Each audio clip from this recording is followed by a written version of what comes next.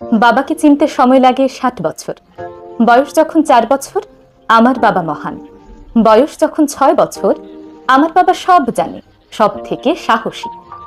বয়স যখন 8 বছর, আমার বাবা খুব ভালো মানুষ, কিন্তু একটু রাগী। বয়স যখন 12 বছর, আমি যখন ছোট ছিলাম, আমার বাবা তখন আমার সাথে খুব ভালো ব্যবহার করতেন। বয়স যখন 16 বছর, আমার বাবা খুবই ব্যাকডেটেড, নতুন প্রযুক্তির কিছুই বোঝে না। বয়স যখন 18 বছর, আমার বাবা দিন দিন কেমন খিটখিটে হয়ে যাচ্ছে। বয়স যখন 20 বছর, আমার বাবার সঙ্গে থাকাটা না অসহ্য হয়ে উঠেছে, জানি না মা কেমন করে থাকে। বয়স যখন 25 বছর, আমার বাবা আমাকে সব কিছুতে বারণ করে, কবে বুঝবে কে জানে। বয়স যখন 30 বছর, আমার ছোট ছেলেটা দিন দিন অবাধ্য হয়ে উঠেছে, অথচ এই বয়সে আমরা আমাদের নিজেদের বাবাদের কতটা ভয় পেতাম। বয়স যখন 40 বছর, আমার বাবা আমাদের কত শাসনে মানুষ করেছেন, আর আজকালকার বাচ্চারা তো কারো কথাই শোনে না।